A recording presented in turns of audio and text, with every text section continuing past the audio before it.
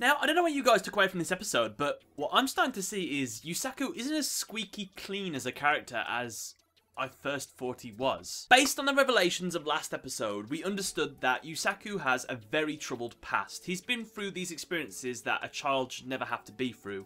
He's been set in this survive kind of mentality at a young age, and he's had to sort of get over this, which he hasn't really achieved, and sort of live his life with that in the back of his mind. It's kind of, he always feels like if he fails, it's a do or death kind of scenario. His life is always on the line whenever he duels, I imagine, his kind of mentality at the moment. So we understand why he wants to stop the people that did this to him. What if they ever do it again? Why did they do this in the first place? He wants answers to his questions, and he wants this, I assume, to never happen again to people like him when he was a child. However, there is a fine line between what is right and what is wrong, and I know the world is very morally grey, is the best way to really look at things. There's no real goods, there's no real evils, it's just people making decisions, and everything is just really grey. This is something I notice in Japanese anime a lot as well. The act of revenge, I think in Western our kind of stuff, people say don't go seeking revenge, revenge will destroy you. So it's kind of like a corruption kind of thing. Whereas most of the time when I watch things in Japanese anime, revenge is seen as a little bit of a good thing. Someone does something to your family, you must go seek revenge and avenge your family.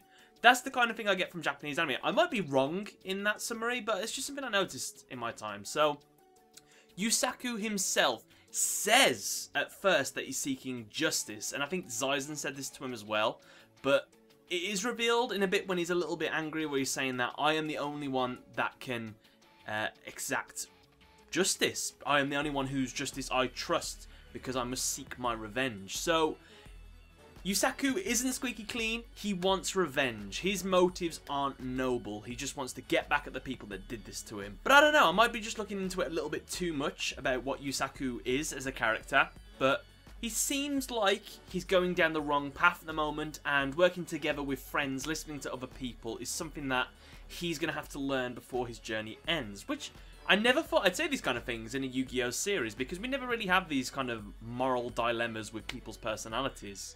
I guess Yusei mainly, but over the other characters, no, I guess not. But that line, I trust nothing but my own justice, there's something to be read into in that line, and I'm hoping that becomes a theme later on in the series when Yusaku starts enacting justice. So, yeah, interesting. Before we get onto some more of the revelations that happened in this episode, I just want to talk about the duel for a second.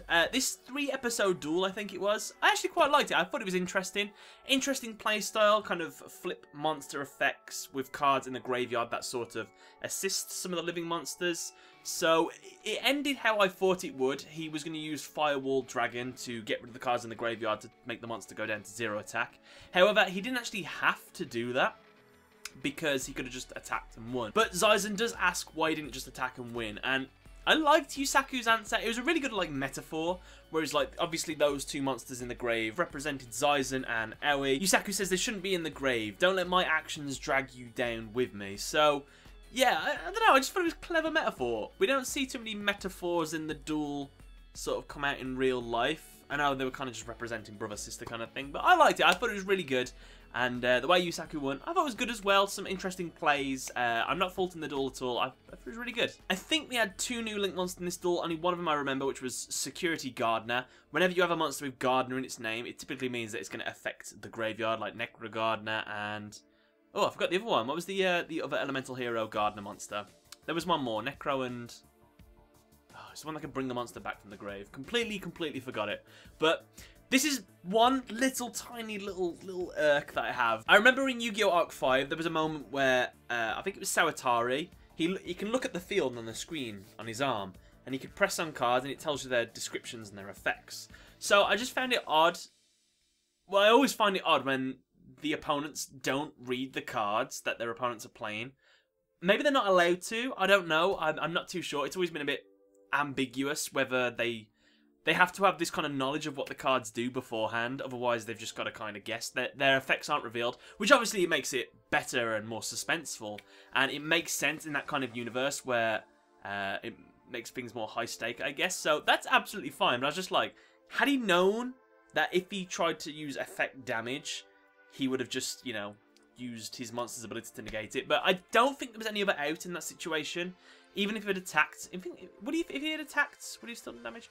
I can't remember. If he had like another out, if there was another possible play he could have done, maybe he could have got out of that situation. But just a little thing I noticed. Ignis in this episode made me laugh. I do like him as a little side character. The majority of the side characters we've had in the Yu-Gi-Oh series, I think he's one of the strongest. I really like him. It's the bit where he's play acting. It was when Zaizen was asking why Yusaku would summon all these monsters, and Ignis is just like, well, we just wanted to show off all our cool monsters just before you defeat us. And then it just turned out he was just acting. It's really, I like it. But the kind of chemistry that Yusaku and Ignis have, and sometimes when they do these plays without having to speak to each other, it kind of makes me feel like when Yusaku was a child and he was doing those duel things, he kind of created this AI through his dueling. That's why they're so, not similar, but they sort of gel quite well together. So maybe they're a little bit of aspects of each of us personalities, maybe. Maybe Ignis is a representation of the personality that Yusaku lost, and maybe through each other they will learn something and become a whole being, maybe. Obviously, I'm just being a little bit silly, but it's a genuine possibility that something like that could happen later on in the series. Let me know what you think of that anyway. So, the big reveal, really, is that the person who was in charge of this facility that the kids were all getting taken to was Dr. Kogami, and it turns out that he worked at Soul Technologies. So, this is something else I predicted as well, that Soul is possibly going to end up being the big bad villain, and that the Knights of Hanoi are actually kind of good guys, and they're just trying to shut down the Link VRAINS because maybe VRAINS is trying to take over the world or something. I'm not too sure just yet, but I don't know. The Knights of Hanoi was stated in the last bit of this episode when Revolver is talking to the Doctor. He says that we need to shut down the entire Link VRAINS system. That is our goal. And if it was something like rule the world, destroy the world, then you know they're bad guys. But shutting down an online network, unless that has some, I don't know how big of a detrimental effect that would have on the world. It's like the equivalent of maybe shutting down the internet. I guess I would consider them villains because then I wouldn't be able to make YouTube videos and I wouldn't be able to play online games and stuff.